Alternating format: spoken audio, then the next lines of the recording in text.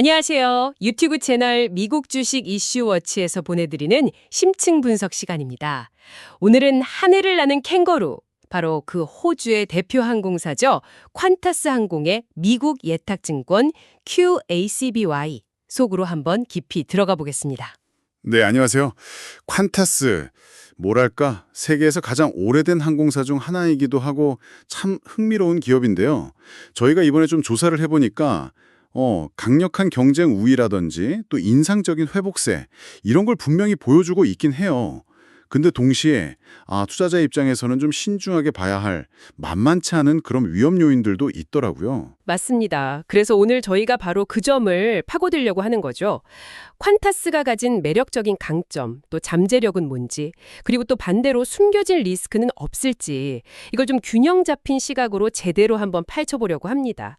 저는 오늘 퀀타스의 밝은 측면, 긍정적인 면에 좀 더 초점을 맞춰서 이야기해볼까 해요. 네, 좋습니다. 저는 그럼 한 걸음 뒤에서 조금 더 신중한 입장에서 위험 요인들은 뭐가 있는지, 또 우리가 투자할 때 뭘 고려해야 하는지 이런 부분들을 좀 중심으로 분석해 드리겠습니다. 저희 목표는 청취자 여러분께서 오늘 이 시간을 통해서 퀀타스에 대한 아주 명확한 그림을 딱 그리실 수 있도록 돕는 거니까요. 좋습니다. 그럼 바로 시작해볼까요?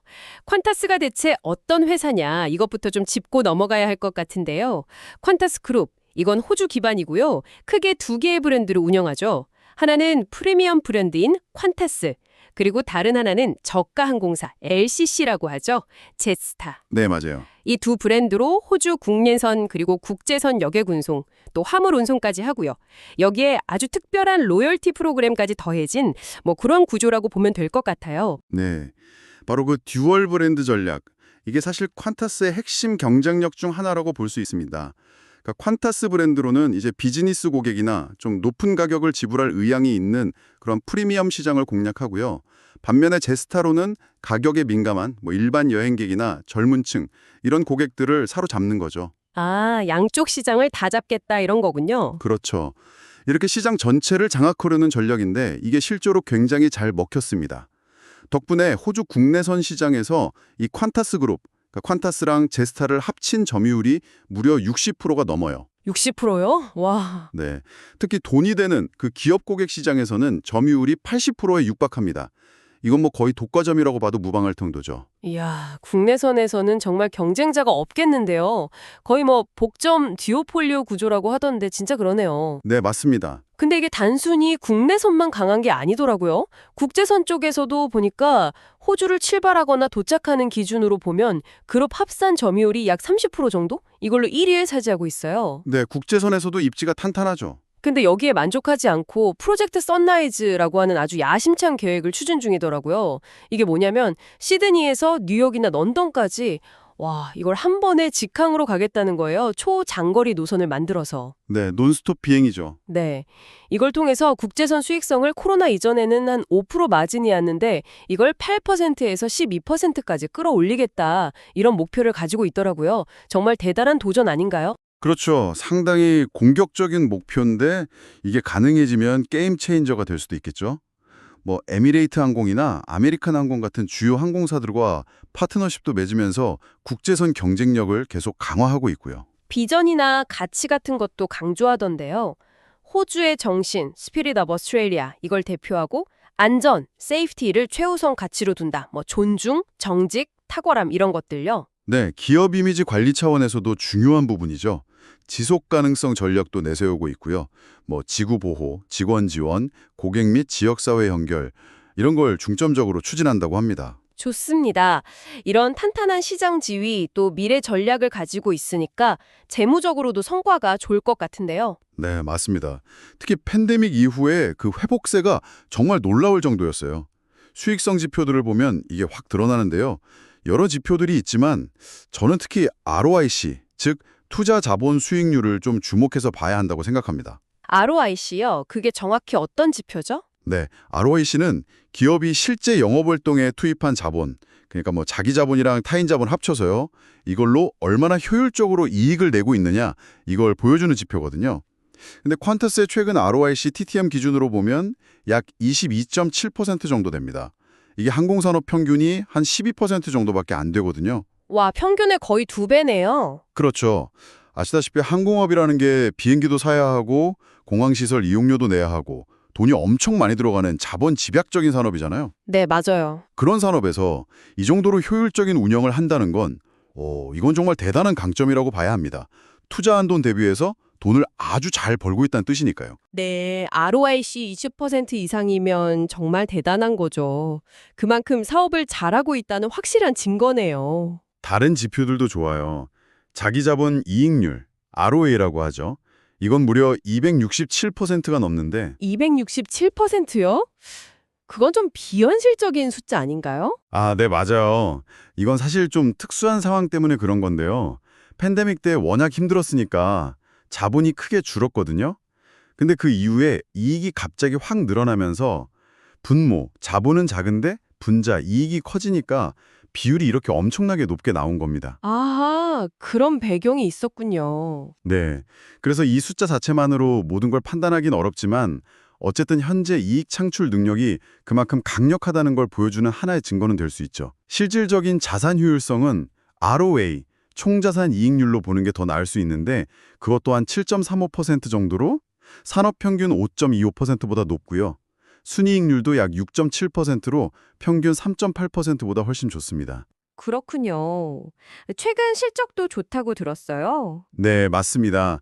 가장 최근 실적 발표 기준으로 보면 기저세전 이익 언더라잉 PBT, 이게 호주 달러로 약 23억 9천만 달러, 이게 전년 대비 15% 증가한 수치고요. 법정 세후 이익도 16억 1천만 달러로 28%나 늘었습니다. 회복세가 정말 뚜렷하죠. 수익성 측면에서는 정말 나무랄 데가 없어 보이는데요. 그럼 부채 관리는 좀 어떤가요? 아까 자본 집약적이라고 하셨는데 빚이 많지는 않나요? 네, 그 부분도 좀 살펴봐야 하는데요. 일단 긍정적인 측면부터 말씀드리면 순부채, 네테트 규모를 보면 약 50억 호주 달러 정도입니다. 이게 퀀타스 내부적으로 설정한 목표 범위가 46억에서 57억 달러 사이인데 그 안에 잘 들어와 있어요. 관리는 되고 있다는 거죠. 목표 범위 내에 있다. 더 중요한 건 이 순부채를 벌어들인 이익, 정확히는 EBITDA, 삼각전 영업이익과 비교한 비율인데요. 이게 보통 기업의 채무 상환 능력을 보는 지표거든요. 퀀타스의 목표는 이 비율을 2.0배에서 2.5배 사이로 유지하는 건데 현재 실제로는 약 1.3배 수준입니다. 목표보다 훨씬 낮은데요? 그렇죠. 그만큼 벌어들이는 이익에 비해 순부채 부담이 상대적으로 낮다. 즉, 빚 갚을 능력이 충분하다는 의미입니다. 상당히 안정적인 거죠. 이자 보상 배율도 약 7배 정도로 양호하고요. 아, 그래서 신용등급도 투자 등급을 유지하고 있는 거군요. 네, 맞습니다. 부채를 성공적으로 줄여온 덕분에 자본 조달 비용도 낮추고 재무 건전성에 대한 시장의 신뢰도 얻은 거죠. 길어보면 재무적으로도 꽤 탄탄한 것 같은데요? 네, 회복세나 관리 능력 면에서는 분명 긍정적인 점들이 많습니다. 하지만 마냥 안심할 수만은 없는 부분들도 분명히 있어요. 어떤 점들이죠? 우선 부채 비율 자체만 놓고 보면 이야기가 좀 달라집니다. 아까 순부채 규모는 관리가 된다고 했지만 총부채를 자기 자본과 비교하는 부채 비율은 이게 1000%가 넘어요. 1000%요? 그렇게 높아요? 네, 물론 이건 항공산업의 자본 집약적인 특성을 감안해야 합니다. 비행기 리스 같은 것도 부채로 잡히고 하니까요. 대부분의 항공사들이 부채 비율이 높긴 해요. 하지만 그렇다고 해도 1000%가 넘는다는 건 잠재적인 재무 리스크가 크다는 걸 의미하죠. 자기 자본이 상대적으로 너무 적다는 거니까요. 확실히 좀 부담스러운 수치네요. 또 다른 우려사항은 없나요? 유동성 문제도 좀 지적할 수 있습니다. 단기적인 현금 상환 능력을 보여주는 유동 비율이라는 게 있는데 이게 0.36 정도로 낮아요. 1보다 낮으면 단기 부채를 당장 갚을 현금성 자산이 부족하다는 의미거든요. 이것도 항공사들의 공통적인 특징인가요? 네, 어느 정도는 그렇습니다. 항공권 판매 대금이 미리 들어오지만 실제 운항 전까지는 부채로 잡히는 회계적인 출면도 있고요. 그래도 낮은 유동성은 어쨌든 위험 요인이 될 수 있죠. 갑작스러운 위기 상황에 취약할 수 있으니까요. 그렇군요. 근데 제가 볼 때 현재 가장 큰 우려는 바로 앞으로 예정된 막대한 규모의 자본 지출, 즉 케이펙스 계획입니다. 케이펙스요? 아까 비행기 사고하는 투자 말씀하시는 거죠? 네, 맞습니다. 퀀타스가 앞으로 5년 동안 무려 200억 호주 달러 이상을 투자할 계획이라고 발표했어요.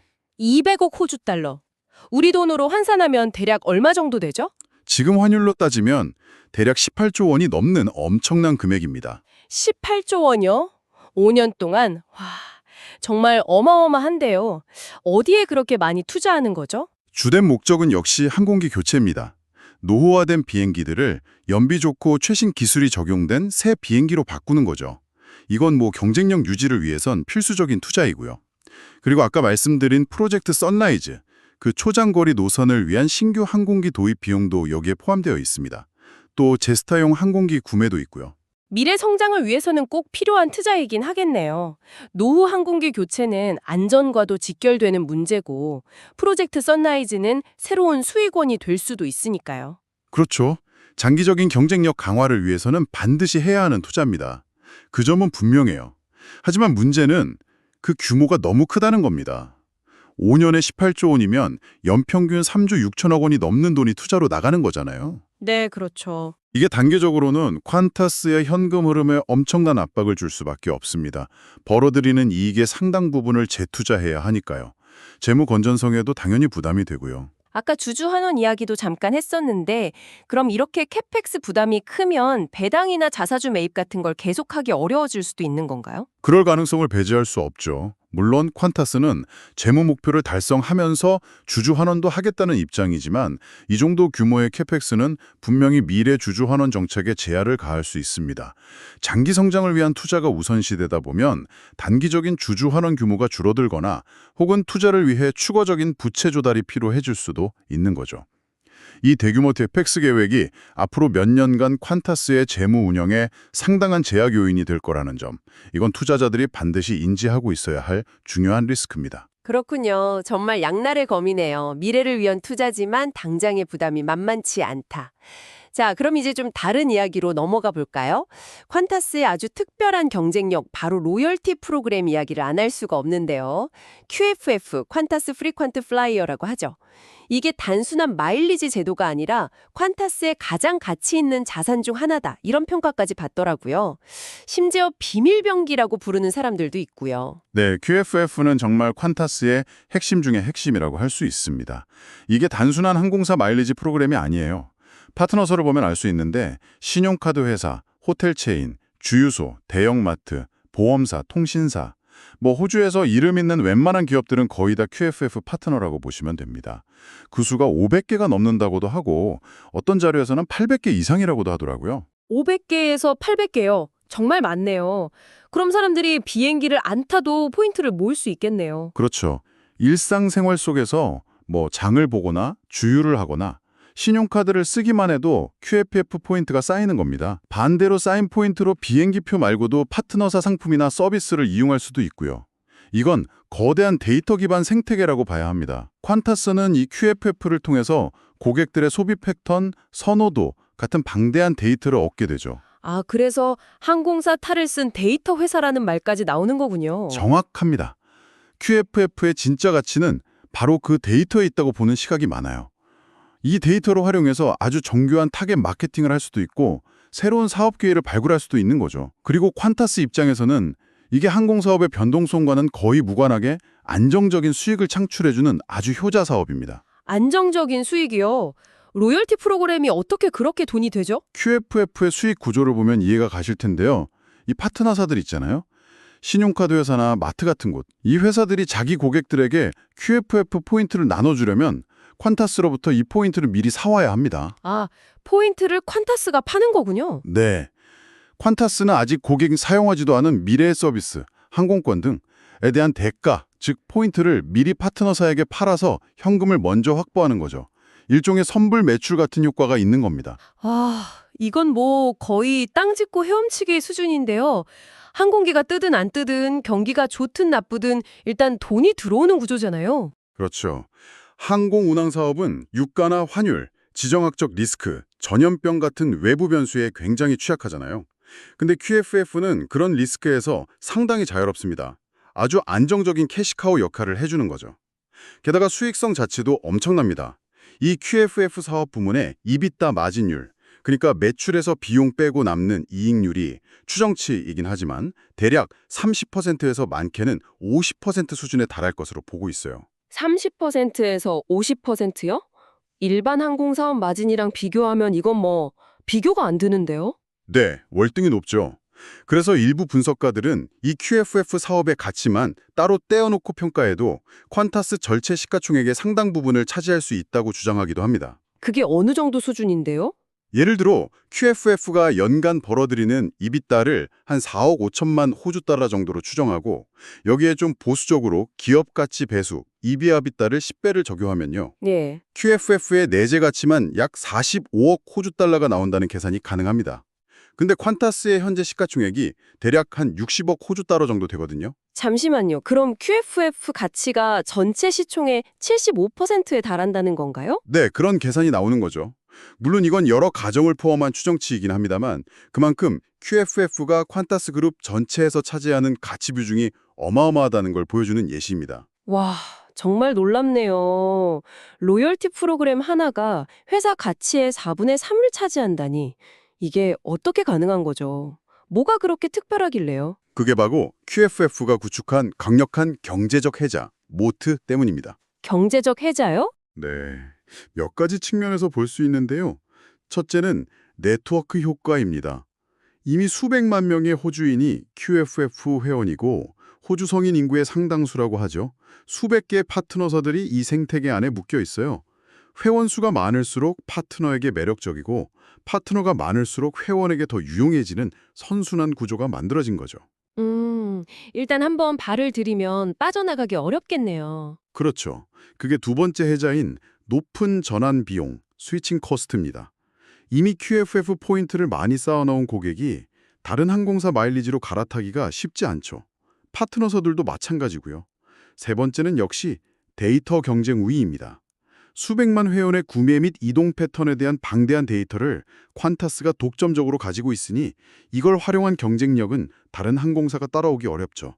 그럼 경쟁사들이 이걸 모방하기는 어렵겠군요. 네, 거의 불가능에 가깝다고 봅니다. 이런 생태계를 처음부터 구축하려면 최소 10년 이상의 시간과 누적으로 50억 호주 달러, 우리 돈으로 4조 5천억 원이 넘는 막대한 투자가 필요할 거라는 추정까지 있어요. 시간과 돈이 있어도 성공한다는 보장도 없고요. 이야, 이건 정말 아무나 가질 수 없는 강력한 무기네요. 맞습니다.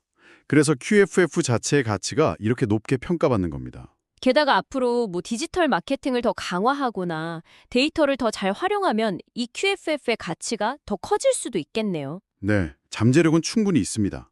예를 들어서 QFF의 디지털 마케팅이나 데이터 수익화 모델을 더 고도화해서 연간 EBITDA가 지금보다 10%만 더 증가한다고 가정해도요. 아까 계산했던 내재 가치 45억 달러에서 4억 5천만 달러가 추가되는 거니까 현재 시가총액 대비 약 7.5%의 추가적인 가치 상승 잠재력이 있다고 볼 수도 있죠. 와, QFF만 잘해도 해될 가치가 계속 올라갈 수 있겠는데요? 이건 정말 긍정적인 포인트네요. 네, 분명 매력적인 부분입니다. 하지만 여기서도 역시 신중론을 제기할 필요가 있습니다. 또 어떤 점을 주의해야 할까요? QFF의 가치가 아무리 높다고 해도 이게 과연 퀀타스라는 항공사 그룹 전체의 리스크를 완전히 상쇄할 수 있느냐? 이 부분은 좀 의문이라는 거죠. 예를 들어 유가가 갑자기 급등하거나 심각한 경기 침체가 와서 항공 수요 자체가 급감하면 QFF가 아무리 돈을 잘 벌어도 그룹 전체 실적 악화를 막기 어려울 수 있습니다. 로열티 사업이 항공사업의 변동성을 완화해주기는 하지만 완전히 없애주지는 못한다, 이런 말씀이시군요? 그렇죠. 그리고 아까 QFF 가치를 시총의 75%로 평가하는 계산을 말씀드렸는데 이게 과연 적절한 평가인지에 대해서도 비판적으로 검토해 볼 필요가 있습니다. 어떤 기준으로 EBITDA 10배를 적용했는지, QFF의 미래 성장성 가정이 너무 낙관적인 건 아닌지 등을 따져봐야 하고요. 항공사 그룹 전체를 평가할 때 로열티 부문에 너무 과도한 가중치를 주는 것은 아닌가 하는 질문도 던져볼 수 있습니다. 하긴 핵심은 항공사업과의 시너지일 텐데 로열티 사업만 너무 부각되는 건 좀 경계해야 할 수도 있겠네요. 네. 그리고 로열티 프로그램 자체의 성장성에도 한계가 있을 수 있다는 점도 고려해야 합니다. 호주 시장은 이미 QFF 침투율이 상당히 높아서 포화 상태에 가까울 수도 있고요. 경쟁 로열티 프로그램이나 새로운 형태의 보상 시스템이 등장할 수도 있겠죠. 알겠습니다.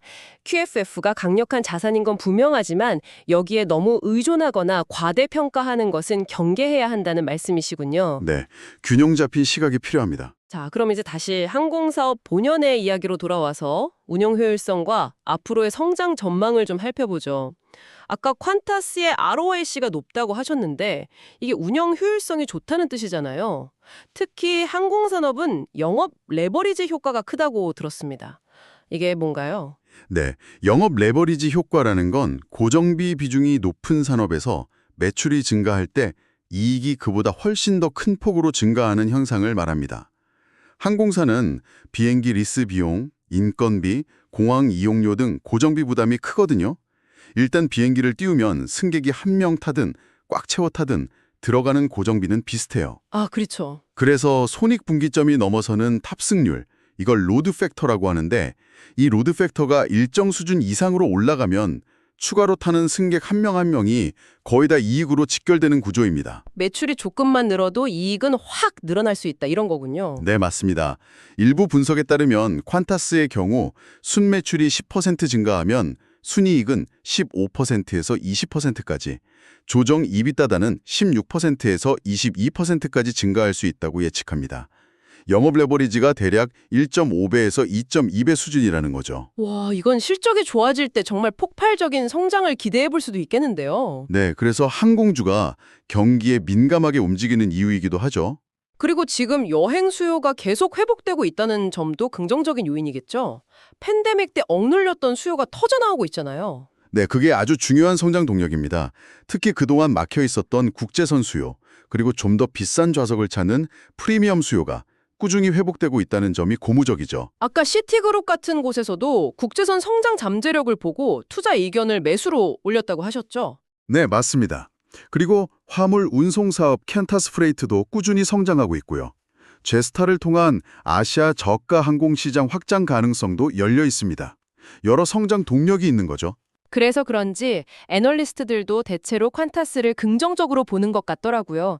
평균 투자 의견이 매수, 바이 등급이고 평균 목표 주가도 지금보다 한 15% 정도 높게 잡고 있고요. 어떤 분석가는 17% 이상 상승 여력이 있다고도 하던데요. 네, 시장의 기대감은 확실히 있는 편입니다. 하지만 역시 여기서도 좀 더 냉정하게 볼 필요가 있습니다. 항공사의 실적을 예측하고 평가할 때는 몇 가지 핵심 운영 지표들을 아주 주의 깊게 살펴봐야 하거든요. 어떤 지표들을 봐야 하나요? 가장 중요한 건 RASK와 CASK입니다. RASK, CASK? 좀 생소한데요? 네, RASK는 Revenue per Available Seat Kilometer의 약자인데요. 쉽게 말해 항공사가 공급하는 좌석 하나를 1km 운항했을 때 벌어들이는 평균 수익입니다. 이게 높을수록 좋겠죠. 네, 수익이니까요. 그럼 CASK는 뭔가요? CASK는 Cost per Available Seat Kilometer의 약자입니다. 이건 반대로 좌석 하나를 1km 운항하는 데 드는 평균 비용이에요. 이건 낮을수록 좋겠죠. 아, RASK는 수익, CASK는 비용. 그럼 결국 네, 결국 항공사의 수익성은 RASK에서 CASK를 뺀 값, 즉 좌석당 마진, 스프레드가 얼마나 되느냐에 달려 있습니다. RASK는 최대한 높이고 CASK는 최대한 낮추는 게 항공사의 목표인 거죠. yield, 수익률, capacity, 공급량, ASK 같은 다른 지표들도 함께 보지만 핵심은 RASK, CASK 스프레드입니다. 그렇군요. 그럼 최근 퀀타스의 RASK와 CASK 동향은 좀 어떤가요? 앞으로는 어떻게 될 걸로 예상하나요? 최근까지는 팬데믹 이후 강한 여행 수요 덕분에 RASK가 상당히 높은 수준을 유지해 왔습니다. 가격 결정력이 있었다는 거죠. 근데 최근 들어서 항공사들이 공급, 캐패시티를 다시 빠르게 늘리고 있거든요. 퀀타스도 마찬가지고요. 공급이 늘어나면 자연스럽게 경쟁이 심화되면서 RASK에 하방 압력이 생길 수 있습니다. 아, 비행기 좌석이 많아지니까 예전처럼 비싼 가격을 받기 어려워질 수 있다. 그렇죠. 그래서 일부 예측에서는 다음 분기에 RASK가 전분기 대비 소폭 하락할 수 있다고 보고 있습니다. 한 30bp에서 50bp 정도 하락할 수 있다는 분석도 있고요. bp는 베이시스 포인트, 1bp는 0.01%입니다. 수익성에는 좀 안 좋은 신호네요. 그럼 비용 쪽 CASK는 어떤가요? CASK는 특히 유료비를 제외한 CASK, CASK Xfuel는 오히려 약간 하락할 가능성도 있습니다. 왜냐하면 공급량, 캐패시티를 늘리면서 운항 효율성이 개선될 수 있거든요. 비행기 한 대당 더 많은 승객을 태우거나 더 자주 운항하면 단위 비용은 떨어질 수 있으니까요. 그래서 CASK Xfuel은 전분기 대비 변화가 없거나 최대 20bp 정도 하락할 수 있다는 예측도 나옵니다. 아, 그럼 RASK는 좀 떨어질 수 있지만 CASK도 같이 떨어질 수 있다면 마진이 크게 나빠지지는 않을 수도 있겠네요. 네, 그럴 수도 있습니다. 결국 앞으로 퀀타스의 실적은 이 RASK 하락 압력을 얼마나 잘 방어하고 또 CASK를 얼마나 효율적으로 관리하느냐 이 둘 사이의 싸움이 될 것으로 보입니다. 실적 발표 때 시장은 이 RASK와 CASK 추세를 가장 주의 깊게 볼 거고요. 여기에 유가 변동성까지 더해져서 최종 이익이 결정되겠죠. 맞다. 유가를 빼놓을 수 없죠. 네. 그래서 실적 예측 시나리오를 보면 RASK와 유가 변동에 따라 실적과 주가 전망이 크게 엇갈립니다. 예를 들어 기본 시나리오 베이스 케이스는 RASK가 현재 수준에서 안정적으로 유지되고 유가가 배럴당 85달러에서 95달러 사이에서 움직이는 경우인데요. 이때는 전년 대비 EBIT, 영업이익이 10에서 15% 정도 증가하고 주가도 5에서 10% 정도 상승할 수 있다고 봅니다. 네, 그게 기본이고 안 좋은 시나리오는요? 최악의 시나리오, 베어 케이스는 RASK가 예상보다 더 크게 예를 들어 3% 이상 하락하고 동시에 유가도 배럴당 100달러 이상으로 치솟는 경우입니다. 이러면 EBIT는 오히려 전년 대비 마이너스 5%에서 0% 수준으로 역성장할 수 있고 주가는 15에서 20%까지 급락할 수도 있다고 경고합니다. 와, 변동성이 엄청 크네요. 그럼 반대로 가장 좋은 시나리오는요? 가장 좋은 시나리오, 불 케이스는 RASK가 현재 수준을 유지하거나 오히려 상승하고 유가는 배럴당 70달러 수준으로 안정되는 경우입니다. 이러면 EBIT는 20% 이상 크게 증가하고 주가도 15에서 20% 이상 급등할 수 있다는 전망이죠. 정말 RASK랑 유가에 따라서 천국과 지옥을 오갈 수 있겠는데요. 네, 그만큼 항공산업의 실적 변동성이 크다는 걸 보여주는 거죠. 옵션 시장의 내재 변동성 IV 분석을 봐도 실적 발표 직후에 주가가 대략 3.15% 정도 움직일 것으로 예상하고 있더라고요. 시장도 어느 정도의 변동성은 각오하고 있다는 뜻입니다. 그렇군요. 역시 경쟁 심화가 가장 큰 문제네요. RASK 하락 압력. 네, 맞습니다. 특히 국제선 시장은 정말 경쟁이 치열하죠. 중동항공사들, 아시아의 저가항공사 LCC들의 공세가 만만치 않습니다. 퀀터스가 아무리 국내선에서 독보적이라고 해도 국제선에서의 경쟁 압력은 계속될 수밖에 없어요.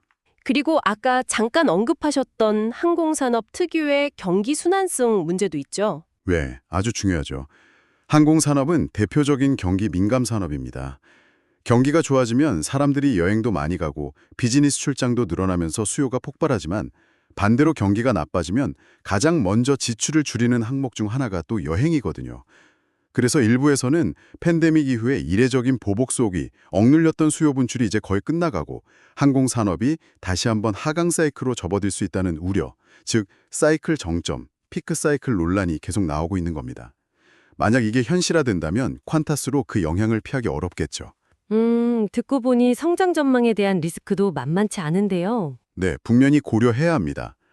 그리고 마지막으로 다시 한번 강조하지만 유가 변동성 리스크, 이건 정말 항공사의 숙명과도 같은 문제입니다. 유가가 오르면 비용이 늘어나니까요. 그렇죠. 유류비가 항공사 운양 비용에서 차지하는 비중이 워낙 크기 때문에 유가가 10% 오르면 퀀타스 순이익이 10%에서 15% 정도 감소할 수 있다는 분석도 있습니다. 물론 퀀타스도 연료 해칭이라고 해서 미리 일정량의 연료를 고정된 가격에 사두는 계약을 통해 단기적인 유가 급증 위험에는 대비를 하고 있습니다.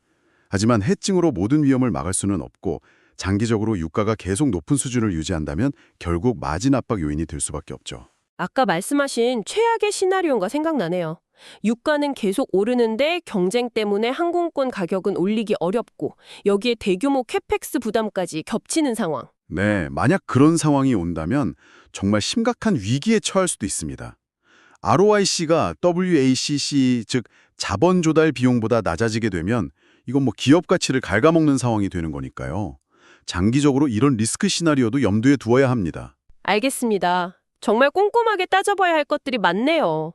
자, 그럼 이제 마지막으로 투자자 입장에서 가장 중요할 수 있는 부분이죠. 주주 환원 정책과 밸류에이션, 즉 현재 주가 수준에 대해서 한번 이야기해 보겠습니다. 콘타스가 최근 실적이 좋아지면서 배당을 다수 시작했다고 아까 말씀하셨죠. 네, 맞습니다. 팬데믹 기간 동안 재무 상태가 악화되면서 배당을 중단했었는데요. 최근 강력한 실적 회복세를 바탕으로 배당을 재개했습니다. 가장 최근 회계연도 FY25 기준으로 보면 총 4억 호주 달러 규모의 배당을 지급했어요. 기본 배당 2억 5천만 달러에 특별 배당 1억 5천만 달러까지 더해서요. 오, 특별 배당까지? 이건 경영진이 앞으로의 실적에 대해서 상당히 자신감을 가지고 있다는 신호로 봐도 될까요? 네, 그렇게 해석할 수 있습니다. 이익이 충분히 나고 있고 앞으로도 그럴 가능성이 높다고 보기 때문에 배당을 다시 시작하고 또 특별 배당까지 하는 거겠죠. 자사주 매입도 꾸준히 하고 있다고요. 네, 자사주 매입 프로그램도 계속 진행 중입니다. 가장 최근에는 4억 3천만 호주 달러 규모의 자사주 매입을 완료했다고 발표했습니다. 자사주를 매입해서 소각하면 유통 주식수가 줄어드니까 주당 순이익 EPS가 올라가고 주가 부양에도 긍정적인 효과를 줄 수 있죠. 배당도 주고 자사주 매입도 하고 주주 입장에서는 상당히 매력적인 정책인데요. 그렇죠. 이런 적극적인 주주환원 정책은 분명 퀀타스 투자의 매력 포인트 중 하나입니다. 그럼 가장 중요한 질문. 현재 퀀타스의 주가 수준, 즉 밸류에이션은 어떤가요? 너무 비싼 건 아닐까요? 아니면 아직 싼 편인가요? 밸류에이션 지표들을 좀 살펴보면요. 가장 흔히 보는 주가 수익률, PE 기준으로 보면 최근 12개월 실적 TTM 기준으로는 약 10.3배 정도 됩니다. 10.3배면 높은 건가요? 낮은 건가요? 항공산업 평균 PE가 10.6배 정도 되니까 거의 평균 수준이라고 볼 수 있습니다. 뭐 특별히 비싸다고 하긴 어렵죠. 그리고 향후 12개월 예상 실적을 기준으로 한 선행 PE, 포워드 PE는 약 8.8배 수준으로 더 낮아집니다. 이건 앞으로 이익이 더 증가할 거라는 시장의 기대를 반영하는 거죠. PE만 보면 그렇게 부담스러운 수준은 아닌 것 같네요. 다른 지표는요? 기업의 총가치, 시가총액 플러스 순부채를 EBITDA와 비교하는 EV/EBITDA가 배수라는 지표도 많이 보는데요. 이게 약 5.4배 정도 됩니다.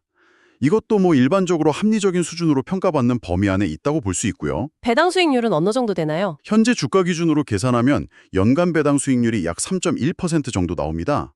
이건 꽤 높은 수준이죠. 미국 S&P 500 평균 배당률보다 훨씬 높으니까요. 와, 정리해보면 PE는 평균 수준, EV/EBITDA도 합리적, 배당 수익률은 꽤 높고 여기에 자사주 매입까지 더하면 밸류에이션만 보면 투자 매력이 꽤 있어 보이는데요. 네, 표면적인 지표들만 보면 그렇게 보일 수 있습니다.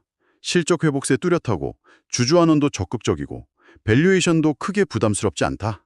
이렇게 요약할 수 있겠죠. 그런데 아까 계속 지적해 주셨던 여러 리스크들을 고려하면 이 합리적인 밸류에이션이라는 평가에 대해서도 좀 다른 시각이 있을 수 있겠네요. 바로 그 점입니다. 앞서 저희가 이야기했던 여러 위험 요인들, 예를 들어 막대한 KPX 부담, 경기 사이클 정점 가능성, 치열한 경쟁 환경, 유가 변동성 리스크 등을 다 감안했을 때 과연 현재 PE 10배 수준이 정말 매력적인, 합리적인 수준이냐? 여기에 대해서는 반론이 충분히 가능하다는 거죠. 오히려 고평가되었다고 보는 시각도 있을 수 있겠군요. 네, 일부에서는 그렇게 보기도 합니다.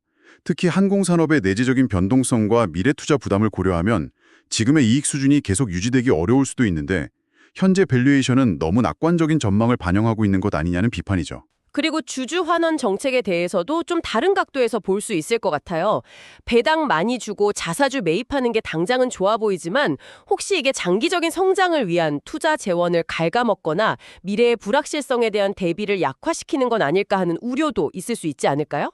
네, 그것도 중요한 지적입니다. 특히 퀀타스처럼 앞으로 대규모 KPX 지출이 예정되어 있는 상황에서 동시에 배당이나 자사주 매입에 너무 많은 재원을 사용하는 것이 과연 최선이냐 하는 논란이 있을 수 있죠. 물론 경영진은 이익 범위 내에서 주주 환원을 하는 것이고 재무 건전성 목표도 지키고 있다고 하겠지만 이 균형점을 어떻게 잡아가느냐가 앞으로 중요한 관전 포인트가 될 겁니다. 너무 주주 환원에 치중하다가 재무 부담이 커지거나 투자 기회를 놓치는 우를 보면서는 안 되겠죠. 그렇군요. 정말 다각도로 봐야 할 문제네요. 그럼 이 모든 요인들을 종합해서 장기적인 투자 관점에서는 퀀타스를 어떻게 평가해야 할까요? 기회 요인과 리스크 요인을 한번 정리해 주시죠. 네, 장기적인 관점에서 기회 요인을 먼저 요약하면 이렇습니다. 첫째, 견조한 여행 수요가 계속 유지될 가능성. 둘째, QFRL 로열티 프로그램의 지속적인 성장과 높은 수익성. 셋째, 강력한 국내 시장 지배력과 듀얼 브랜드 전략을 통한 가격 결정력 유지. 이런 요인들이 잘 맞아떨어진다면 퀀타스는 ROIC를 자본 비용, WAC보다 높은 수준으로 유지하면서 안정적인 마진과 성장을 이어갈 수 있겠죠. 이게 긍정적인 시나리오입니다. 네, 그럼 반대로 리스크 시나리오는요? 리스크 시나리오는 이렇습니다. 첫째, 통제 불가능한 유가 급등이나 장기적인 고유가 상황 지속. 둘째, 막대한 캐펙스 투자 부담으로 인한 재무 건전성 악화 또는 투자 회수 지연. 셋째, 국제선 경쟁 심화나 경기 침체로 인한 가격 결정력 약화 및 수요 둔화. 넷째, 예상치 못한 규제 강화나 평판 리스크 발생. 이런 부정적인 요인들이 복합적으로 작용하면 마진이 악화되고 재무 건전성이 나빠지면서 ROIC가 WAC 밑으로 떨어지는 어려운 상황에 처할 수 있습니다. 정말 극과 극의 시나리오가 간용하네요. 그럼 이런 기회와 리스크를 모두 고려해서 뭐랄까 적정 할인율 같은 걸 적용해서 가치를 평가해 볼 수도 있을까요? 네, 그런 접근법도 가능합니다. 예를 들어 리스크 조정 할인율, RADL이라는 개념을 사용해 볼 수 있는데요.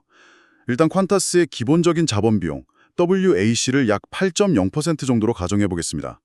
여기에 퀀타스가 가진 특수한 리스크와 기회를 반영해서 할인율을 조정하는 거죠. 어떻게 조정하는 거죠? 예를 들어 유가 변동성이나 대규모 캐펙스 부담 같은 주요 리스크 요인에 대해서는 리스크 프리미엄을 추가로 얹어줍니다.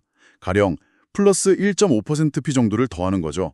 반대로 QFF 로열티 프로그램의 강력한 경쟁력이나 국내 시장 지배력 같은 기회 요인에 대해서는 할인율을 좀 깎아줍니다. 이걸 기회 디스카운트라고 하는데 예를 들어 마이너스 1.0%p 정도를 빼주는 거죠. 아, 리스크는 더하고 기회는 빼서 최종 할인율을 만든다. 네. 그럼 기본 WACC 8.0%에 리스크 프리미엄 플러스 1.5%p, 기회 디스카운트 마이너스 1.0%p를 반영하면 최종 리스크 조정 할인율 RADR은 8.5%가 됩니다. 8.0 플러스 1.5 마이너스 1.0 이퀄 8.5. 이 8.5%라는 할인율을 사용해서 퀀타스의 미래 현금 흐름을 현재 가치로 할인하면 좀 더 리스크가 반영된 내재 가치를 평가해 볼 수 있겠죠. 물론 이 수치들은 가정에 따라 달라질 수 있습니다. 그렇군요. 그럼 이런 분석들을 종합했을 때 최종적인 투자 의견은 어떻게 내릴 수 있을까요? 사라? 팔아라? 아니면 지켜보자. 제 개인적인 의견을 조심스럽게 말씀드린다면 보유 및 성장 모니터링 정도가 적절하지 않을까 싶습니다. 보유 및 모니터링이요? 그 이유는 뭔가요? 네. 일단 명확한 성장 동력, 특히 QNF라는 독보적인 자산과 강력한 국내 시장 지배력은 분명히 매력적입니다. 이건 부인할 수 없어요. 하지만 동시에 높은 부채 수준과 앞으로 닥칠 막대한 캐펙스 부담, 그리고 항공산업 본연의 변동성 리스크 역시 너무나 명확합니다. 장기적인 관점에서 투자를 고려한다면 QNF 로열티 사업이 정말 꾸준히 높은 수익성을 내면서 성장할 수 있는지, 그리고 막대한 돈을 들여 도입하는 신규 항공기들이 예상대로 효율성을 높이고 수익을 창출해서 투자금을 회수할 수 있는지, 이 과정을 아주 면밀하게 모니터링할 필요가 있다는 거죠. 단기적으로는 최근의 실적 호조나 주주 환원 같은 긍정적인 요인들이 이미 주가에 상당 부분 반영되어 있는 것으로 보이고요. 그래서 적극적인 매수보다는 현재 상황을 유지하면서 앞으로의 성장 스토리가 어떻게 전개되는지를 좀 더 지켜보는 보유 및 모니터링 의견을 제시하는 겁니다. 알겠습니다. 명확한 강점과 동시에 뚜렷한 리스크 요인을 함께 가지고 있기 때문에 섣불리 판단하기보다는 좀 더 지켜볼 필요가 있다. 이렇게 정리할 수 있겠네요. 네, 오늘 퀀타스 항공에 대해서 정말 A부터 Z까지 아주 깊이 있게 살펴봤습니다. 긍정적인 측면과 또 우려되는 측면을 이렇게 균형 있게 들어볼 수 있어서 아주 유익한 시간이었던 것 같습니다. 마지막으로 오늘 저희가 나눴던 이야기들을 한번 깔끔하게 요약하면서 마무리하면 어떨까요? 네, 좋습니다. 제가 먼저 퀀터스가 현재 직면하고 있는 주요 리스크와 과제들을 다시 한번 정리해 드리겠습니다. 첫째, 역시 통제하기 어려운 유가 변동성 리스크입니다. 항공사 수익성에 가장 큰 영향을 미치는 외부 변수죠. 둘째, 높은 부채 수준과 앞으로 5년간 18조 원이 넘는 막대한 자본 지출, 캐펙스 부담입니다. 재무 건전성에 계속 압박 요인이 될 겁니다. 셋째, 점점 더 치열해지는 국제선 경쟁 환경입니다. 특히 중동 및 아시아 LCC들의 공세가 거세죠. 넷째, 과거 예약 취소 논란 등 실추된 기업 명성을 회복하고 고객 신뢰를 다시 쌓아야 하는 평판 관리의 과제가 남아 있습니다. 마지막으로 항공산업 고유의 경기 순환성 리스크, 즉 경기 침체 시 수요가 급감할 수 있다는 위험도 항상 염두에 두어야 합니다. 네, 정말 만만치 않은 과제들이네요. 반면에 이런 리스크에도 불구하고 퀀타스가 가진 강력한 투자 포인트들도 분명했죠. 제가 한번 정리해 보겠습니다. 첫째, 호주 국내선 시장에서의 거의 독과점에 가까운 압도적인 지위입니다.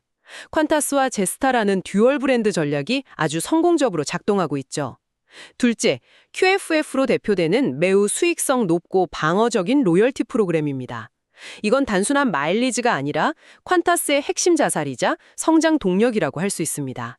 셋째, 팬데믹 이후 보여준 인상적인 재무 건전성 회복과 높은 운영 효율성입니다. 특히 ROIC가 업계 평균을 훨씬 상회한다는 점이 돋보였죠. 마지막으로 배당 재개와 꾸준한 자사주 매입 등 적극적인 주주 환원 정책 역시 투자자들에게는 매력적인 부분입니다. 독특하고 수익성 높은 로열티 사업 모델을 가진 매력적인 항공사인 것은 분명합니다. 하지만 동시에 항공산업의 본질적인 위험 요소들, 그리고 미래 성장을 위한 막대한 투자 부담 또한 상당히 크다는 점을 잊어서는 안 됩니다. 오늘 저의 방송을 들으신 청취자 여러분께서 퀀타스 항공에 대한 투자 결정을 내리실 때 저희가 오늘 짚어드린 다양한 강점과 약점, 기회와 위험 요인들을 꼭 균형 있게 고려하시기를 바랍니다. 특히 장기적인 관점에서는 QFF 로열티 사업의 지속적인 성장 가능성과 대규모 투자의 성공적인 회수 여부가 주가의 향방을 가를 가장 중요한 변수가 될 것이라는 점을 다시 한번 강조하고 싶습니다.